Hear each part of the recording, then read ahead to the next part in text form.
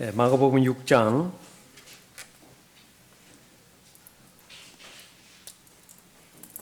7절부터 13절까지 받들겠습니다.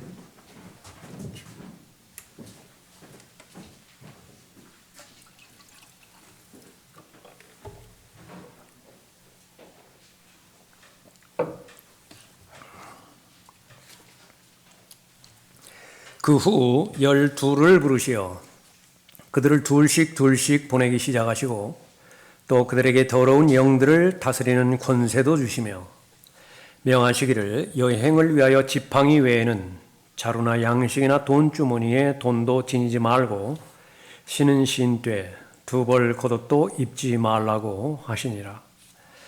또 주께서 그들에게 말씀하시기를 너희는 어느 곳에서든지 한 집에 들어가면 그곳에서 떠날 때까지 그 집에 머무르라. 누구든지 너희를 영접하지 아니하고 너희 말을 듣지도 아니하면 거기서 떠날 때 그들에 대한 증거로 너희 발밑에 먼지를 떨어버리라.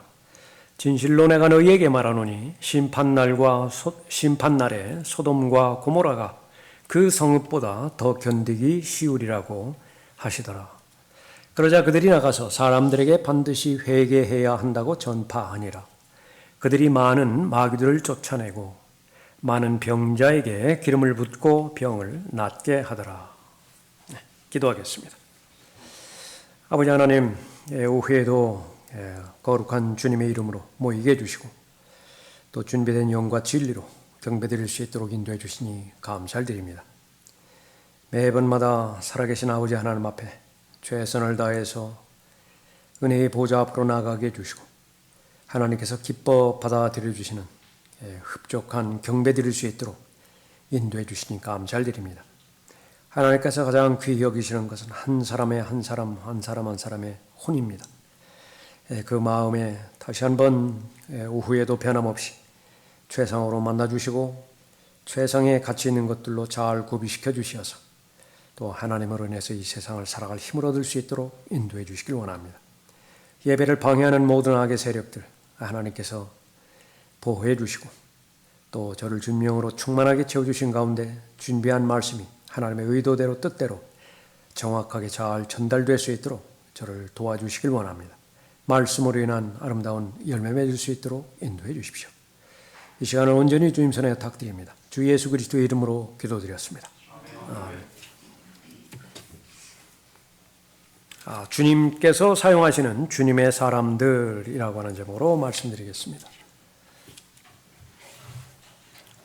하나님의 일들을 이해하는 데 있어서 사람과 다른 많은 부분들이 있는데 그 중에 하나가 전지전능하신 하나님께서 가장 연약하고 또 거의 불가능에 가까운 사람들을 사용하셔서 하나님의 완벽한 일, 온전한 일을 행하신다라고 하는 사실이죠.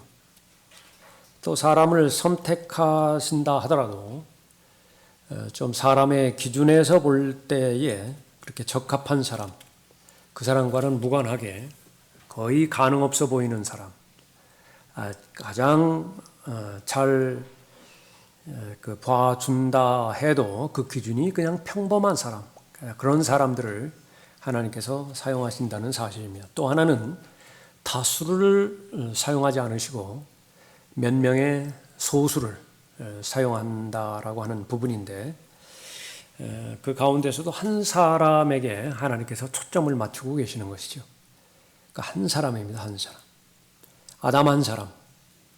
한 사람으로 말미암아서 죄가 세상에 들어온 것처럼 그 역으로 한 사람 예수 그리스도를 세상에 보내셔서 죄 문제를 해결하기도 하셨던 것이죠. 예수님의 지금 이 사역을 함께 하고자 하는 그런 팀을 볼 수 있습니다. 오늘 본문 말씀에서 여러분들이 이 상황에서 예수님의 위치라고 한다면, 예수님의 입장이라고 한다면 여러분은 어떤 사람들을 팀원으로 이렇게 발언하겠습니까? 어느 조직이나 가장 탁월한 사람들, 가장 능력 있는 사람들, 그런 사람들을 그렇게 선택해서 팀을 구성할 것이지만은 본문 말씀에 의하면 그것과는 전혀 관계가 없습니다. 모두가 다 평가하는 배우지 못한 사람들이었다라고 그렇게 말하고요. 사도행전 3장에서 베드로와 요한이 그렇게 설교를 할 때 주변 사람들이 바리새인들이 그러잖아요. 저 사람 배운 적도 없는데 어떻게 저런 말을 하느냐고. 그것이 바로 대표적인 말이었습니다. 배우지 못한 사람이. 그리고 가진 각색의 사회에 적응하기가 힘든 사람입니다. 매국노도 있었고요. 아주 이 백성들의 피를 짜서 로마에 세금을 바치고 그 이외의 것을 자신이 착복하는 그런 매국노에 해당되는 세금원도 있었고, 성미가 또 얼마나 급한 사람들이었습니까? 어부들 대표적으로 성미가 급하죠. 그냥 칼을 빼가지고 당장 죽여버리자고 하고 당장 하늘에서 번개를 내서 다 불살라버리자고 하고 그런 사람들이었고요. 혁명가도 있었고, 그 다음에 어떤 또 한 사람은 가짜였습니다. 진짜 제자가 아니에요. 그런 사람도 있고, 이 사람들은 모두가 다 부족하기 짝이 없었습니다. 어떤 일을 할 때 자신을 돕는 사람을 선택해서 자기가 같이 일을 하는데 한두 번 그 일을 전수해 주었는데요. 이 사람이 소화하지를 못해요. 얼마나 답답하겠습니까? 차라리 혼자 하는 것이 낫죠. 그래서 어떤 경우에는 그냥 혼자 해버립니다. 그 사람 데리고 하느니 혼자 하는 것이 훨씬 더 경제적이고 효율적이겠죠. 예수님의 경우는 이런 경우가 한둘이 아니었습니다. 이 사람 모두가 다 이해력이 부족했고요. 또 그 영적인 이해력이 부족했다라고 하는 부분이죠. 예수님의 말귀를 못 알아듣습니다. 평범하게 말씀하셨는데 믿음이 없기 때문에 그것을 곧이곧대로 받아들이지 못하는 그런 한계가 있었죠. 겸손이 발견되지도 않고요. 그 다음에 믿음이 부족하고 또 기도에 헌신하는 그런 부분만 본다 하더라도 한 시간도 깨어있지 못하는 경우가 계속해서 반복적으로 발견이 되어집니다.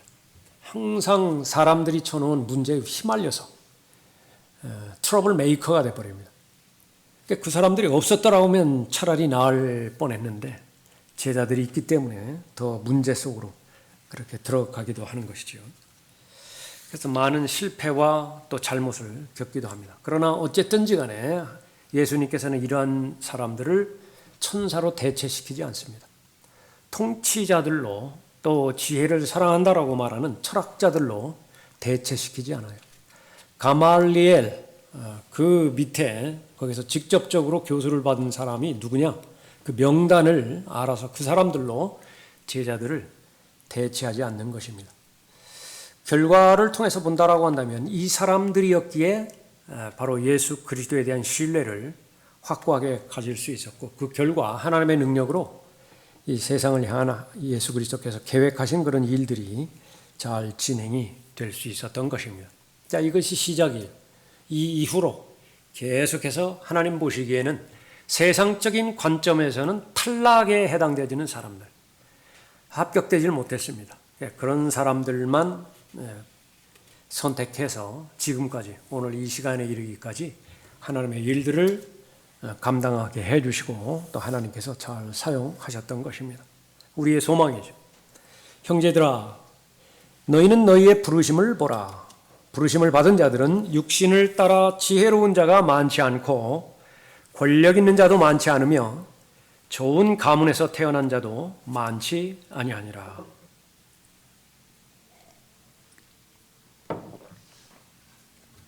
하나님의 일이라고 하는 것은 하나님의 능력으로 행해질 때 가능한 것인데, 언제 하나님의 능력이 역사하게 되는 것이냐? 하나님만 의지할 때예요. 하나님 한 분만 의지할 때에 하나님께서 역사하시고 그 결과가 나타나는 것입니다.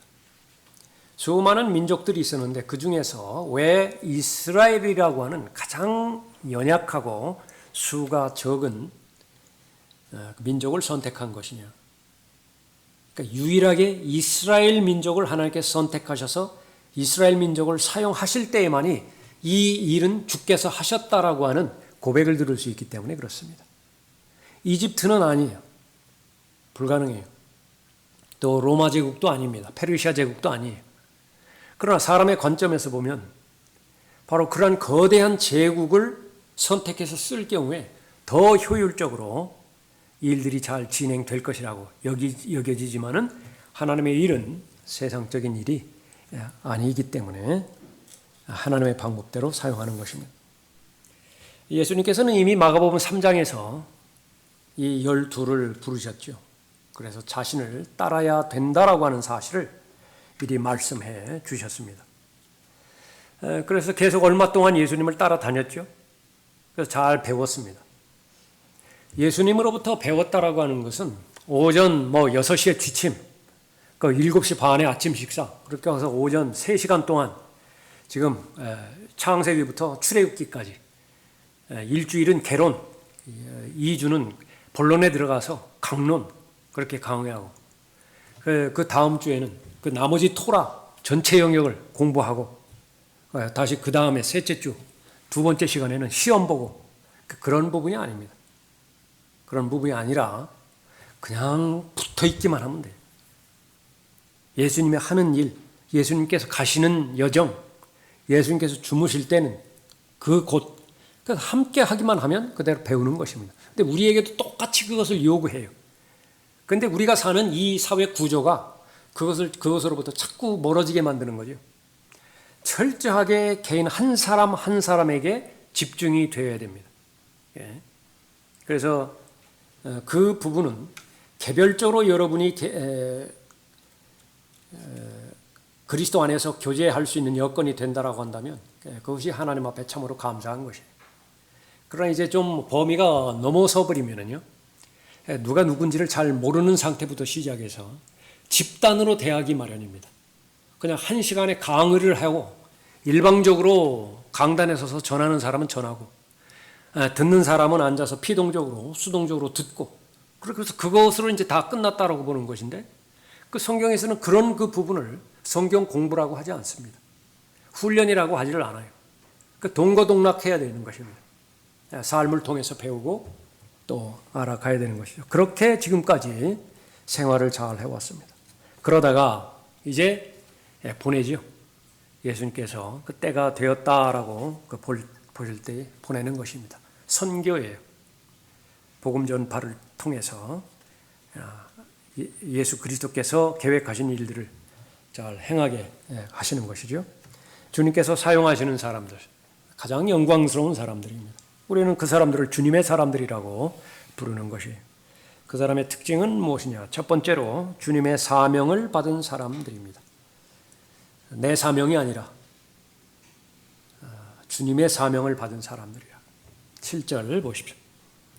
그 후 12를 부르시어 그들을 둘씩 보내기 시작하시고 또 그들에게 더러운 영들을 다스리는 권세도 주시며 명하시기를 여행을 위하여 지팡이 외에는 자루나 양식이나 돈주머니에 돈도 지니지 말고 신은 신뒤에 두 벌 겉옷도 입지 말라고 하시니라. 또 주께서 그들에게 말씀하시기를 너희는 어느 곳에서든지 한 집에 들어가면 그곳에서 떠날 때까지 그 집에 머무르라. 누구든지 너희를 영접하지 아니하고 너희 말을 듣지도 아니하면 거기서 떠날 때 그들에 대한 증거로 너희 발밑에 먼지를 떨어버리라. 진실로 내가 너희에게 말하노니 심판날에 소돔과 고모라가 그 성읍보다 더 견디기 쉬우리라고 하시더라.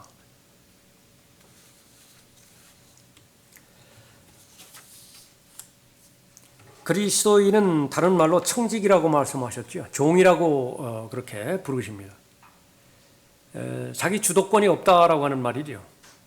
그 주인과 종의 관계입니다. 무엇이 없는 것이냐? 자기 계획이 없고요. 자기 소유가 없습니다. 소유라고 하는 부분에 있어서는 바로 시간도 포함되는 것은 너무나 분명한 사실이죠. 그래서 하나님께서는 내가 가지고 있는 시간을 어떻게 사용하기를 원하는 것인가? 그러니까 사람들이 만든 그냥 직장, 사업, 그 구조 속에서 배우면 됩니다. 돈을 주는 사람의 입장에서, 고용주의 입장에서 고용인을 배치를 시키죠. 연구하는 일 쪽에 배치를 시켰으면 그 시간을 연구하는 쪽에 보낼 거예요. 지극히 당연하죠. 제품을 생산하는 쪽에 부서 배치가 됐다고 한다면 그 생산을 할 것입니다.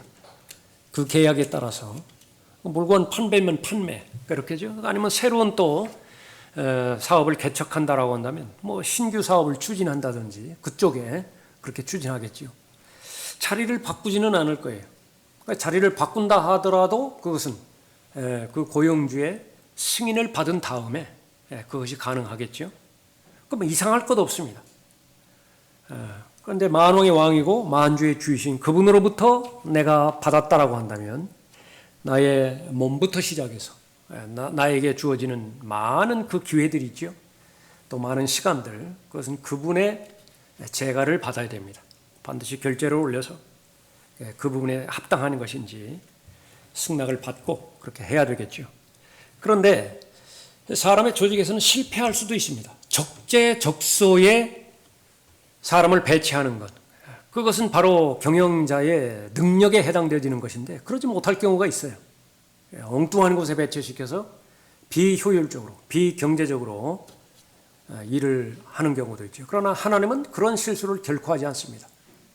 은사를 주시는 분이고 재능이 무엇인지 낳을 때부터 천부적인 재능을 가지고 나오기도 하죠. 그렇기 때문에 바로 하나님 앞에 자신을 의뢰하고 또 하나님을 주인으로 섬기고 자신이 청지기의 직분임을 확신하는 사람, 그 사람은 실패할 수가 없습니다. 인생에서 예수님께서 사명을 주시는 것입니다. 그래서 제일 첫 번째로 내가 받은 사명은 무엇이냐, 두 가지로 나누어지는데 모든 사람에게 직접적으로 주시는 사명이 있습니다. 그것은 매뉴얼에 나와 있어요. 모든 군인들이 그 주특기가 다 다르다 하더라도 공통적으로 반드시 구비해야 되고 또 갖춰야 되는 전투력, 그것이 있을 거 아니겠어요? 그건 반드시 그거 지켜내야 되는 것이죠. 그 성경 안에서 말할 때에 우리는 성경을 읽어가면서 공부하면서 우리가 참된 경배자로서의 그 역할이라든지 또 그리스도를 대신한 대사로서의 역할이라든지 우리는 달려갈 경주자라고 말씀하셨죠. 장거리를 달려가서 맞춰야 될 길을 잘 맞춰야 되는 것입니다. 우리는 부활의 증인이라고 또 말씀하셨고요.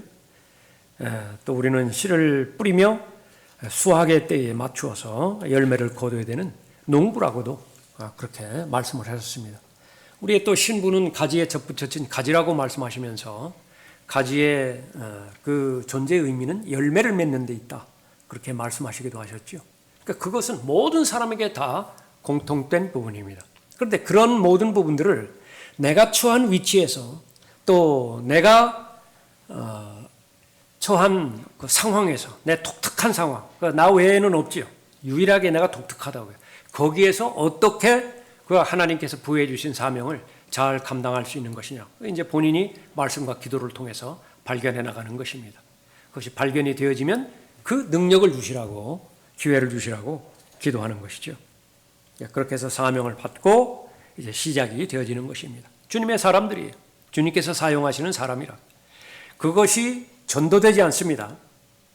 내 사명은 포기하지 않고 그것을 하나님께서 도우시라고 하나님을 하인 부리듯이 그렇게 되어진다고 한다면 그것은 주님의 사람이라 볼 수 없는 것입니다.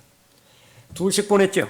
그 후 12를 부르시어 그들을 둘씩 보내기 시작하시고, 세 가지의 이유가 있습니다. 첫 번째는 법적인 이유예요. 성경에서 이게 보낸다라고 하는 것이 이제 증인을 말하는 것이거든요. 증거하는 것입니다. 우리 말에는 이렇게 증인한다, 증거한다, 또 다른 영역에서 간증한다라고 하는 그 부분인데 영어로는 표현이 똑같습니다. 테스트머니예요. 테스트머니. 그러니까 하나님께서 나에게 맡겨주신 일, 하나님께서 나에게 맡겨주신 메시지, 그것을 전달하고 증거하는 것이지요. 간증이라고 하는 것은 무엇이냐면 하나님의 능력과 하나님의 은혜의 자원으로 내가 일을 만들어냈어요. 도구가 나를 도구로 해서 하나님께서 결론을 맺으신 것이거든요. 이 전체를 하나님께서 하셨다라고 증거하는 것입니다. 테스트모니예요. 그것부터 시작해서 이것은 법적인 문제에서 고소고발권이라든지 그 부분도 이제 이 증인의 영역으로 들어갑니다. 성경에서 요구하는 것은 두 사람이에요. 두 사람의 증인을 필요로 한다. 너희 율법에도 두 사람의 증거가 옳다고 기록되어 있느니라. 요한복음 8장 17절에서 예수님께서 말씀하십니다. 너희 율법에도, 구약이죠.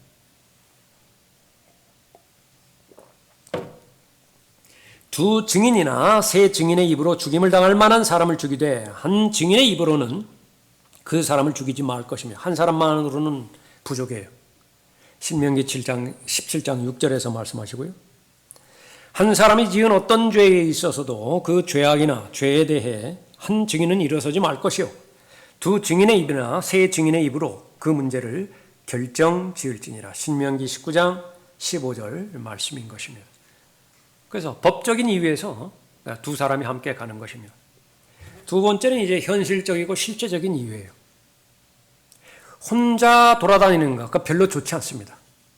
어쩔 수 없을 경우에 그렇게 하는 거예요. 하나님의 말씀을 공개적으로 증거하는 데 있어서 여자가 증거하는 거, 그거 별로 좋지 않아요. 그런데 남자가 없어요, 남자가. 그럼 어떻게 되는 것이냐? 여자라도 해야죠. 여자라도 설교해야지. 그 남자가 없다고 여자라도 설교 안 하면 어떻게 돼요? 그런데 설교를 하면서 성경을 가르치면서 구해야 되는 것이 있다고요. 이것은 아주 특이한 상황이거든요. 그러니까 하나님께서 보내주시라고. 설교자를 보내주시라고. 성경 교사를 구비시켜 주시라고. 방법은 두 가지예요. 이 안에 있는 사람들을 잘 양육하고 잘 교육시키고 훈련시켜서 하라고. 남편과 아내가 있는데 아내가 먼저 거듭났어요. 먼저 하나님의 은혜의 말씀으로 잘 성장하고 또 자랐습니다. 그래서 영적인 리더가 이제 아내가 되는 거예요. 그것은 바람직스럽지 못합니다. 그러니까 여자가 이제 먼저 알죠. 자매가 이제 성경을 아니까. 그러면 현명한 방법 가운데 하나가 교회로 인도하는 거예요, 남편을. 또 현실적인 방법으로는 또 책을 한 권 주는 것입니다. 내가 이 책 읽어봐도 잘 모르는데 좀 거짓말이에요. 이거 읽어보고 나를 좀 가르쳐달라고. 뭘 말하는 것인지 가르쳐달라고. 그러니까 여러 가지 지혜로 그렇게 하세요. 복음 전도지를 주면서 어떤 사람이 이거 나한테 주었는데 이거 한번 읽어보라고. 이게 무슨 말이냐고. 여러 가지 지혜를 짜서 어쨌든지 간에 정상적인 그 방법으로 하나님의 질서 가운데서 들어있으면 되는 것입니다. 구령을 하는 데 있어서 거리 설교를 하는 데 있어서 계속 한 사람만 돌아다닌다. 이것은 방치하는 거예요. 그 사람에게 어떤 위험이 닥칠지 그걸 마귀가 작심하고 대든다라고 한다면 그것은 아주 힘든 일입니다. 힘든 일이에요. 제가 두 번 그렇게 경험한 그런 부분들은 제가 혼자 그렇게 설교할 때 어쩔 수 없이 좀 오래됐으니까요. 그러나 기억에 남기 때문에 그렇습니다. 아주 그 첫째가 어릴 때 같이 상황이 돼서 같이 간 거예요. 롯데백화점 앞이었습니다. 서면. 거기서 그 설교를 하고 있는데 그때는 아주 그 처음 있는 일이니까 거기 경비원들이 아주 굉장히 깐깐했어요. 그 눈이 마주쳤습니다. 그때까지는 그 전도지하고 성경 담아 있는 검은색 가방 그거 놓고 바닥에 깔고 그 위에 앉아 있으라고 그랬어요. 우리 첫째 보고 아버지 설교 끝날 때까지 앉아 있으라고. 그러니까 그 앉아 있는 거예요. 근데 경비 둘이 나한테 이제 오고 있어요. 그럼 이제 설교하면서 설교는 멈출 수는 없고 좀 긴장이 되겠죠. 만약에 아버지한테 이제 이 말을 들고 거기서 격해지면은 또 애같이 어떤 반응을 보일지 그것도 모르는 것입니다. 그래서 느헤미야의 기도를 했어요. 그때 느헤미야의 기도를 했는데 여기까지 와가지고 양옆으로 싹 갈라지더라고. 그래서 그냥 다 끝냈어요. 다 끝냈는데 항상 그런 것만은 아니에요. 그것은 하나님의 특별한 은혜로 그렇게 보호해 주셨지만 항상 그런 것만은 아니더라고요. 순회 설교할 때 포천인가 어디 그렇게 한번 갔는데 거기서 막 이제 거기서 또 이 소동이 일어났습니다. 그랬더니 위층에서 상민 사람이 얼굴에 벌겋게 술 취하고 뭐야 거기서 들어오는 거예요. 혼자 있었어 봐요. 어떻게 감당을 하나. 한 사람은 거기서 복음을 증거하고 다른 사람이 그 부분을 마무리하는 것이죠. 그러니까 그런 부분에 있어서도 현실적인 방법입니다. 또 한 사람이 얼마든지 좌절될 수 있습니다. 낙심될 수 있어요. 열매가 없다든지 아니면 마귀가 그 사람의 마음을 직접적으로 공격한다든지 해서 그러면 다른 한 사람이 격려하고 다른 한 사람이 일으켜 세워줄 수가 있는 것입니다. 그리스도인에게는 동료가 반드시 필요하죠. 둘이 하나보다 더 나으니 이는 그들의 수고에 대한 좋은 상을 가짐이라. 이는 그들이 넘어지면 하나가 그의 동료를 일으켜 세울 것입니다. 그러나 혼자 있는 자가 넘어지면 그에게 화로다. 이는 그를 도와 일으켜줄 다른 사람이 없습니다. 전도서 4장 9절 10절 말씀입니다. 이것은 어느 영역에서도 마찬가지입니다. 그래서 목자 주변에는 늘 사각지대를 볼 수 있는 동역자들이 필요해요. 목자도 지칠 수 있거든요. 목자도 낙심할 수 있다고요. 그러니까 그럴 때에 같은 동료가 되어서 추스리고 같이 나가는 것입니다. 남편과 아내도 마찬가지죠. 최소한 둘 가운데 하나는 제대로 서 있어야 돼요. 둘 가운데 하나는 제대로 서 있어야 됩니다.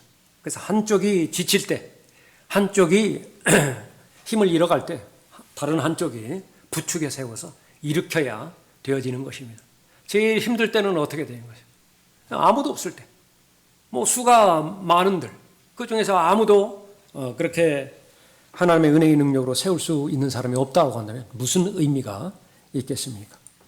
시몬 요한이 자기 제자들 보내서 예수님께 물어보라고 그랬죠. 그때도 역시 마찬가지로 둘을 보냅니다. 요한이 자기 제자 가운데 둘을 불러서 예수께 보내며 말하기를 당신이 오실 그분이니까 아니면 우리가 또 다른 분을 기다려야 하리까? 라고 묻게 하니 누가복음 7장 18절 이후의 말씀입니다. 이 부분도 이제 사도행전을 보면 계속해서 둘이 한 팀이 돼서 떠나는 그런 부분들이 많이 나오죠. 바나바와 사울입니다. 하나님께서 시키는 일을 위해서 그 둘을 따로 구별해 놓으라. 그렇게 사도행전 13장에서 말씀하시죠. 바나바와 이 바울이 심한 의견 대립이 되어지기도 하죠. 그래요. 그것이 그냥 그리스도인의 삶이에요. 그렇게 좋은 결속을 가지고 그렇게 가기도 하다가 또 그렇게 심한 의견 대립으로 갈라서기도 하죠. 그런데 그것이 누구 때문에 그런 것이냐, 무엇 때문에 그런 것이냐, 육신적인 것이 동기가 됐다고 한다면 그것은 가능성이 없어요. 그럼 모두가 다 하나님께 헌신되어 있거든요. 그 하나님께서 보여주신 다른 다양한 방법 때문에 그렇게 되어지는 거죠. 그래서 바울은 실라를 택하여 그 둘이 한 팀을 이루어서 떠나죠. 바나바는 바나바대로 마가를 데리고 또 떠나기도 하는 것입니다. 그리하여 자기와 동역한 사람들 중에서 두 사람 곧 디모데와 에라스토를 마케도니아로 보내고 자신은 아시아에 한동안 머물더라. 사도행전 19장 22절 말씀인데 디모데를 보낼 때도 한 사람을 붙여서 그렇게 보내는 것입니다. 그러니까 오늘날에도 역시 최상의 방법인 것입니다. 그래서 한 사람이 복음을 증거할 때에 옆에 사람이 가만히 있어줘도 돼요. 가만히 있어줘도 되는 것이 아니라 그 복음을 증거할 때 가만히 있어야 됩니다. 끝날 때까지. 잘못 서투르면 중간에 막 끼어들어요. 그게 절대로 안 돼요. 끝까지 잘 한 사람만 진행을 해야 되어지는 것입니다. 한 부분을 예를 들어서 설명해 본 것입니다. 세 번째는 이제 예언적인 부분이에요. 두 사람, 증인. 이것은 모세와 엘리야를 떠오르게 하는 것이죠. 내가 나의 두 증인에게 권세를 주리니 그러면 그들이 굵은 베옷을 입고 1260일 3년 반인데 예수님께서 지상 사역했던 정확한 기간이 그동안을 예언하리라. 요한계시록 11장 3절 말씀이죠. 그래서 이 부분을 통해서 앞으로 계속 나와지는 문자적인 이 부분은 직접적으로는 유대인에게 주신 사명입니다. 이것은 대환란을 겨냥해서 본사에 말씀하시고 있는 것이죠. 그러니까 우리 그리스도인은 이것을 영적으로 적용해서 영적으로 적용한다라는 것은 무조건 자기 뜻대로 해석하는 것이 아니라 우리에게는 신약 서신이 있으니까 더 구체적으로 말하면 신약의 바울 서신이 있으니까 바울 서신에 입각해서 이 유대인에게 주신 서신을 적용시켜서 받아들이는 것이죠. 그것을 말하는 것입니다. 보내시면서 그 사명 안에는 예수님의 권세가 있었습니다.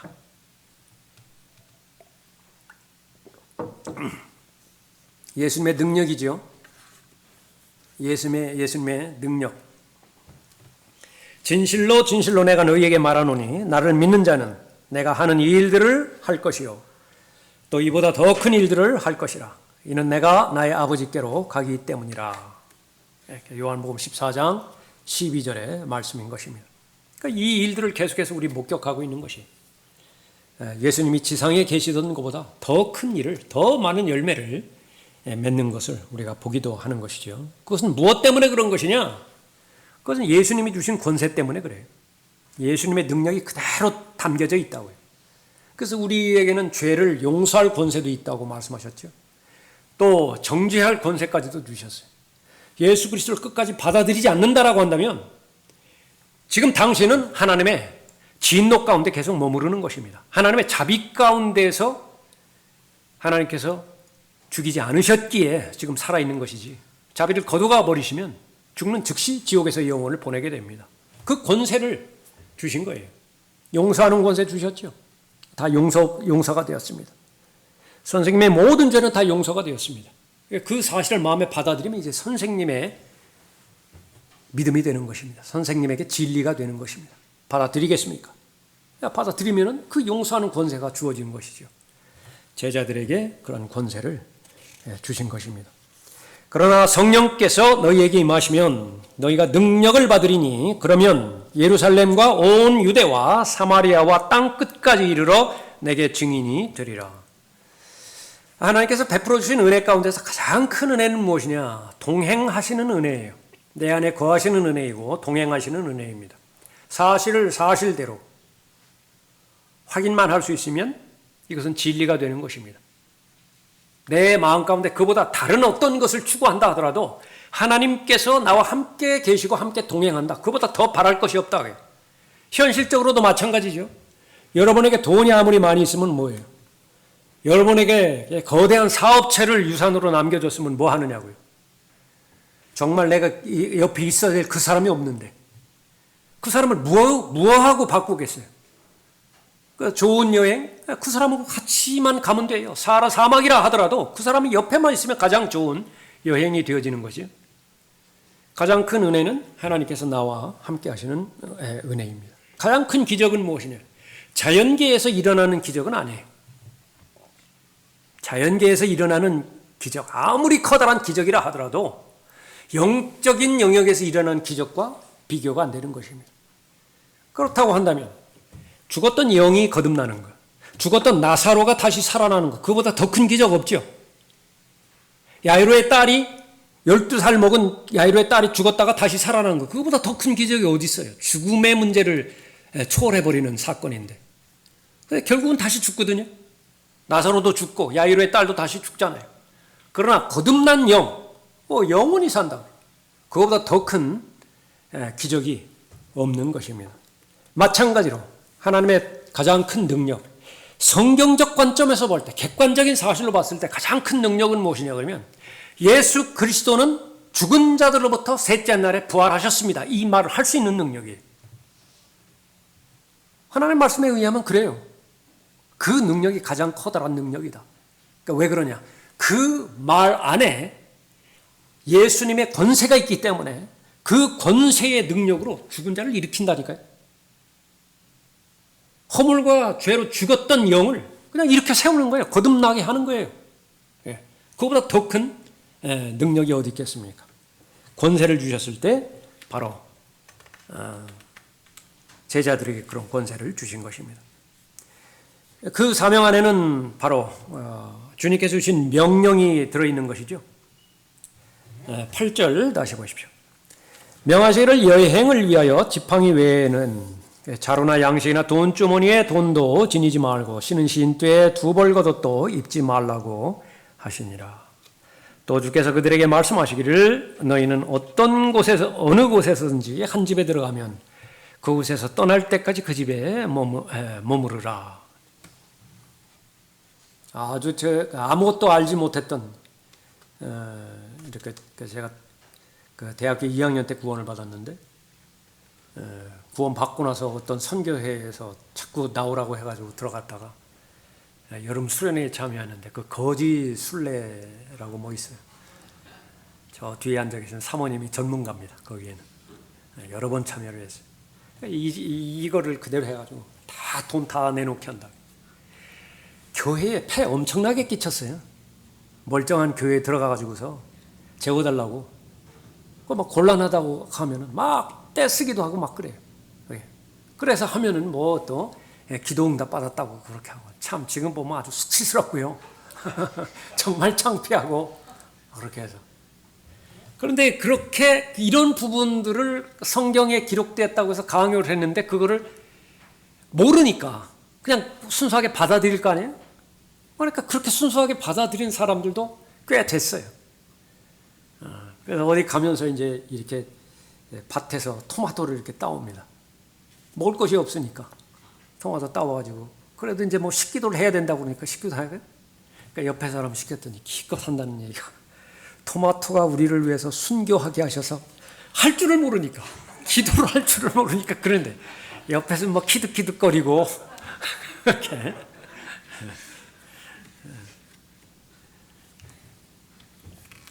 자, 이 부분은 교리적으로 그 대환란 때에 유대인들에게 해당되지는 그 부분입니다.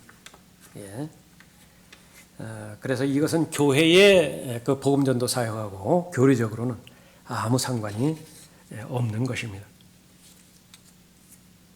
하나님의 백성 이스라엘에 대한 그런 계획을 갖고 있는 것입니다.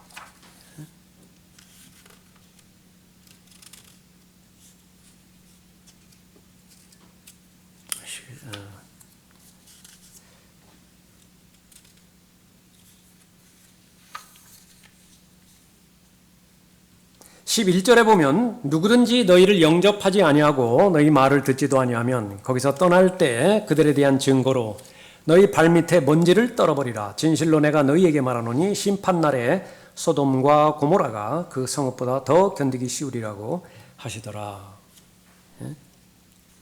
자, 이런 부분들을 사도 바울을 포함해서 복음을 증거할 때 사도행전에서 몇 군데서 발견되기도 하는 것입니다. 그때의 유대인들이 경건하고 존경받는 부인들과 그 성읍의 지도층 사람들을 선동하여 바울과 바나바에게 박해를 가하고 자기들의 지경에서 쫓아냈으나 두 사도가 그들을 향해 자기 발에서 먼지를 떨고 이코니움으로 왔으며, 그렇게 자기 발에서 먼지를 떨었다고 말이죠. 이 문맥에 관련된 그런 부분입니다. 사도행전 18장 6절에서도 그러나 유대인들이 반박하며 모독하자 그는 옷을 털며, 옷을 턴다라고 하는 부분도 여기에 예수님의 직접적인 그 사명에 들어가는 거죠. 그들에게 말하기를 너희 피가 너희 머리로 돌아갈 것이요 나는 깨끗하니라. 이제부터 내가 이방인들에게로 가리라 하더라. 그렇게 말씀하십니다. 그래서 분명하게 이 메시지 안에는 예수님께서 이 말씀하시는 이 사명을 받은 사람들, 이 메시지 안에는 두 가지의 내용이 들어있는데 하나는 복에 대한 메시지이고 하나는 심판과 저주에 대한 메시지가 들어있는 것입니다. 영접하면 하나님의 복의 대상이 되지만 그것을 거부하면 어떻게 되는 것이냐? 소돔과 고모라를 비교를 합니다.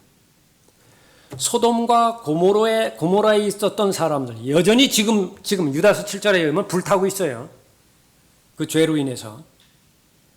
그런데 지옥에는 여러분이 알고 계시다시피 형벌의 등급이 있습니다.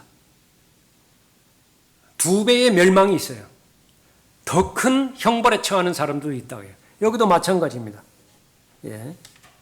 진실로 내가 너희에게 말하노니 심판날에 소돔과 고모라가 그 성읍보다, 카퍼나움이라고 하는 성읍보다 더 견디기 쉬우리라. 예. 이것은 무엇을 말하는 것이냐? 카퍼나움에 있는 사람들은 더 많은 복음을 들은 사람들이 기회를 더 많이 차지했다. 그런데 똑같이 거부를 해버렸어요. 똑같이 하나님께서 취급하지 않으시겠다 그 말입니다. 오늘날도 마찬가지죠. 오늘날도 계속해서 거의 빠짐없이 최소한 일주일에 한 번씩 정해진 위치라고 한다면 의뢰의 복음을 들어요. 거리 설교자들을 통해서. 그런데도 안 듣죠. 계속 거부하죠. 그렇게 해서 예수 그리스도를 거부하고 구원받지 못한 사람하고 평생에 걸쳐서 단 한 번 들었다. 한 번. 그러는데 예수 그리스도를 영접하기를 거부를 해버렸어요. 그 사람은 같이 대우할 것이냐? 아니라고 말해요. 성경에서는 분명하게 그것을 언급하고 있는 것입니다. 더 많이 가졌으면 더 많은 책임을 하나님께서 물으실 것이라 그렇게 말씀하고 있습니다. 그래서 이 소돔과 고모라에 관련된 이 부분들은 교리적으로 재림 때에, 다시 한번 그 재림 때의 상황을 초점을 맞춰서 언급하고 있는 것입니다.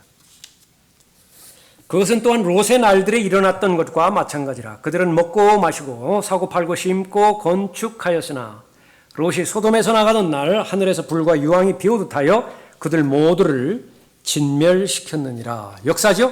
근데 이것을 역사를 기반으로 해서 이와 같이 소돔과 고모라 같이 인자가 나타나는 날에도 그러하리라 말씀하고 있는 것입니다.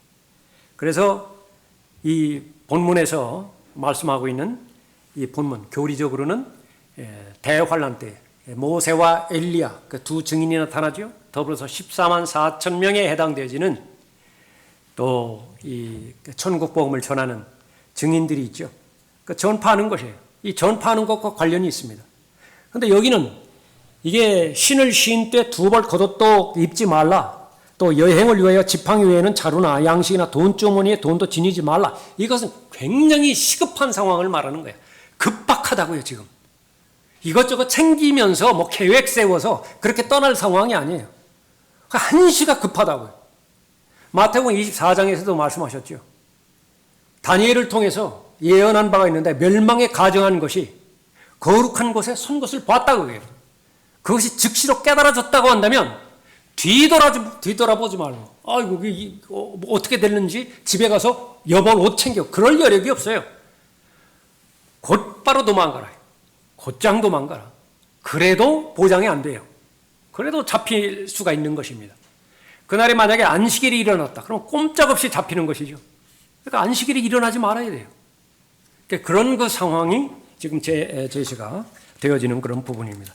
지금 마가복음 6장의 본문이 그런 부분이에요. 대환란에서 아주 너무 급박하다고요.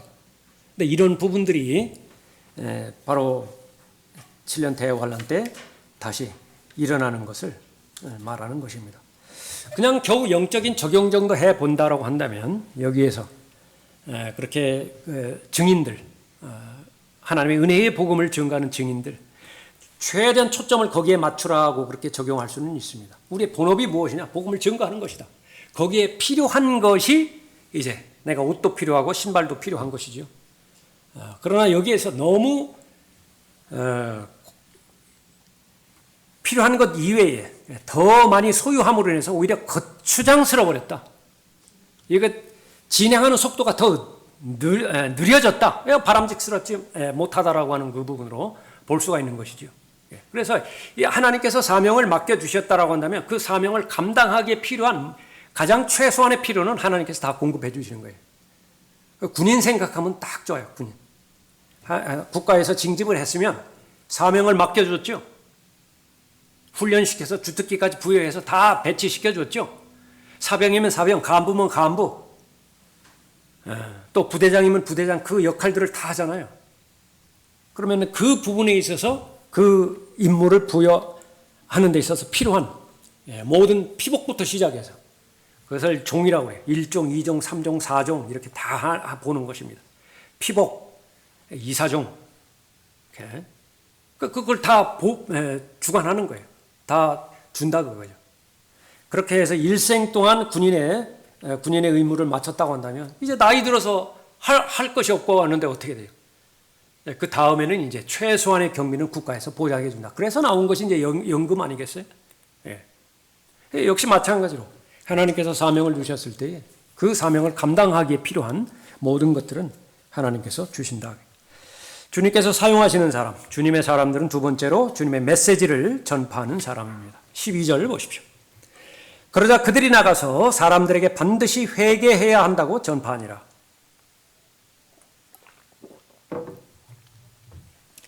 이 대환란 때는 회개에 합당한 열매가 발견이 되어야 그 다음에 구원이 이루어져요. 본문의 내용은 그 부분입니다. 그러나 교회 시대에 구원받는 그리스도는 회개에 합당한 열매는 뒤에 맺어지는 것이에요. 우리는 우선 믿음으로 예수 그리스도를 받아들이는 것입니다. 예. 내가 지금까지 예수 그리스도 없이 살아온 길, 그 길을 회개하는 거예요. 그것이 회개의 본질입니다. 그 하나 회개하는 거예요. 하나. 지금까지 예수 그리스도 없이 살아왔습니다.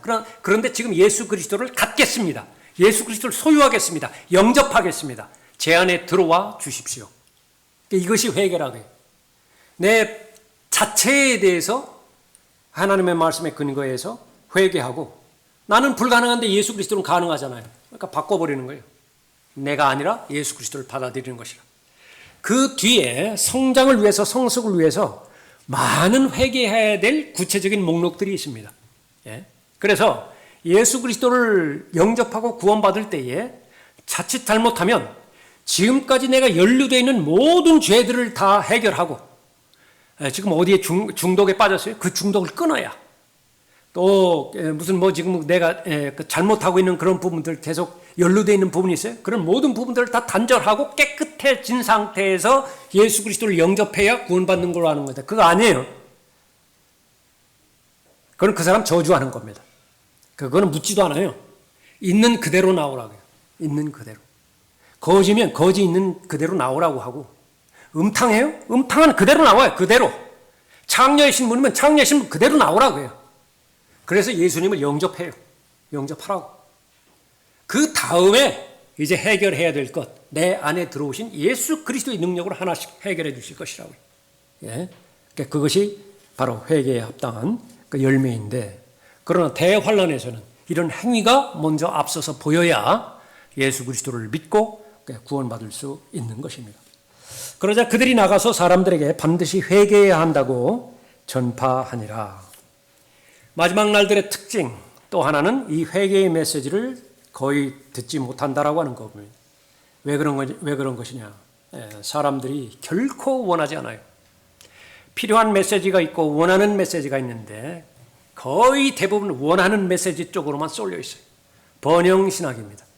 번영신학. 양심을 달래주는 메시지. 성경에서 말하는 화평과 성경에서 말하는 위로, 대전제 조건이 있는데 그것은 의가 먼저 와야 돼요. 화평과 의, 그것이 아니에요. 기쁨과 의, 그것이 아니에요. 의와 화평과 기쁨, 이 순서를 절대로 바꾸면 안 돼요. 죄 문제가 해결되어야 화평이 보장되고 기쁨이 보장되어지는 것이지, 죄는 그대로 놔두고 그냥 용서와 용납과 화해의 하나님 그 명분만 내세워서 무조건 위로받아야 된다고 하고, 그런 것이 세상에 어디 있어요. 만약에 그런 조치를 취했다고 한다면 그 사람이 의사라면 그 사기죄로 고소해야 돼요.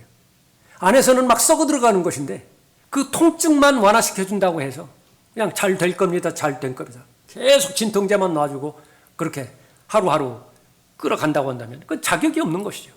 고통이 따른다 하더라도 제거할 것은 제거해야 되는 것입니다. 베어내야 될 부분들은 베어내야 되는 것이죠. 그것이 바로 회개에 합당한 메시지인 것입니다. 그래서 주님의 메시지를 전파하는 사람, 회개와 하나님께 대한 그 회개와 예수 그리스도에 대한 믿음, 그것을 선포해야 되어지는 것입니다. 마지막 세 번째로 주님의 사람, 주님께서 사용하시는 사람, 주님의 능력을 가지고 있는 사람입니다. 13절 보십시오. 그들이 많은 마귀들을 쫓아내고 많은 병자에게 기름을 붓고 병을 낫게 하더라. 마태복음 10장에 의하면 죽은 자들까지도 살리지요. 그런 표현이 거기 있습니다. 이거 다시 한번 살펴볼 때 교리적으로, 경륜적으로는 대환란 때에 사도들이 다시 나타나게 될 것인데 그 사도들에게 주는 표적이 있어요. 그 표적이 입증이 되어야 사도로 인정이 되어지죠. 그러니까 그리스도는 그렇게 하면 망하죠. 그리스도는 표적을 가지고서 행하는 것이 아니라 보이지 않는 믿음으로 행하는 경륜을 살아가고 있는 것입니다. 그래서 대환란 때 사도들이 마귀를 직접 쫓아내고요. 그 다음에 거기 기록된 대로 많은 병자에게 그 병을 낫게 하는 것인데 그 가운데 하나가 기름을 붓는 거예요. 이 시대에 그 목사를 초청해가지고서 병자에다가 뭐 기름 바른다고 해가지고서 그렇게 하고 그 부분들은 하나님의 말씀을 모르는 그런 그 부분입니다. 그러니까 야고보서 5장에서 언급하고 있죠. 병든 자가 있느냐? 누구 초청하라고 그랬어요? 장로들 초청하라고 했다고요. 목사를 초청하라고 말이에요. 그러면 그 장로가 뭐해요? 그 환자에게 기름 붓는다라는 말 나오죠. 처음 들으시는 모습이에요. 야고보서 5장에서. 그 야고보서 5장은 유대인들에게 직접적으로 교리적으로 하신 말씀이에요. 그 근거로 해서 이제 그리스도인들이 바로 기도의 그 확신을 가지고 병든 자를 위해서 기도하고 그러는 것입니다.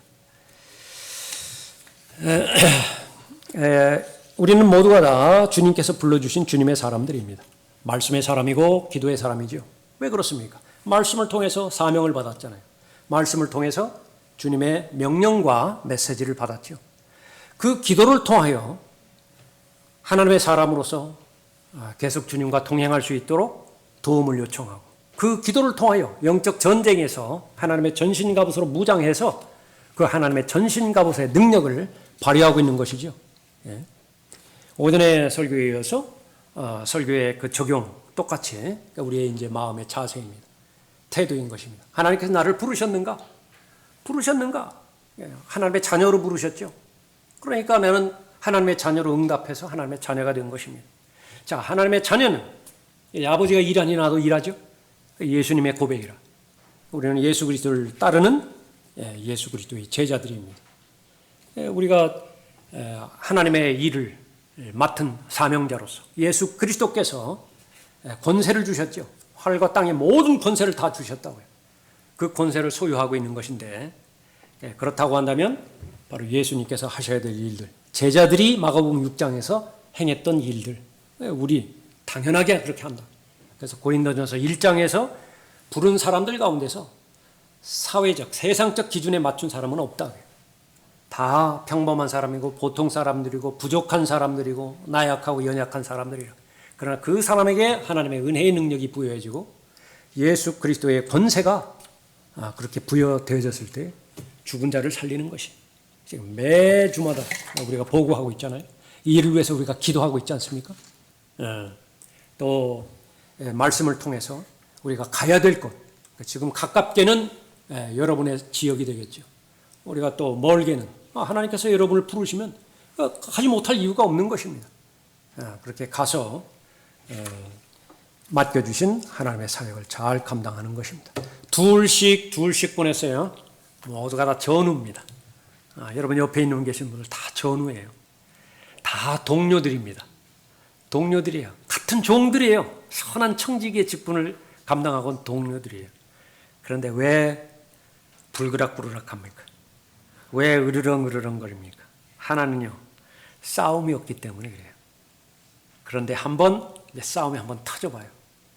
모두 그 싸움이 내가 속한 싸움이라고 한번 해봐요. 다 해결되는 것입니다. 여러분도 이 부분이 간헐적으로 계속 경험하고 있어요. 평범한 그런 일들이 진행될 때는 좀 느슨한 상태에서 얼마든지 바나바와 사울처럼 그냥 티격태격할 수 있습니다. 그러나 하나님께서 보여준 전체 그림이 있죠. 그것을 향해서 하나님께서 계속해서 명령하시고 가리키는 것입니다. 여러분, 서로가 그렇게 소중할 수가 없다고요. 한 사람 한 사람이 그렇게 소중할 수가 없다고요. 다 빛으로서의 역할들인데 서로 중보기도 하고 그냥 안부를 묻고 또 어떠한 일이 있다 하더라도 부여된 그 임무와 부여된 사명 잘 감당하고 함께 올라가야 된다라고 하는 동료의식 가운데서 잘 결속이 되어 있는 것이죠. 그것이 바로 여러분들입니다. 다 같이 일어나시겠습니다.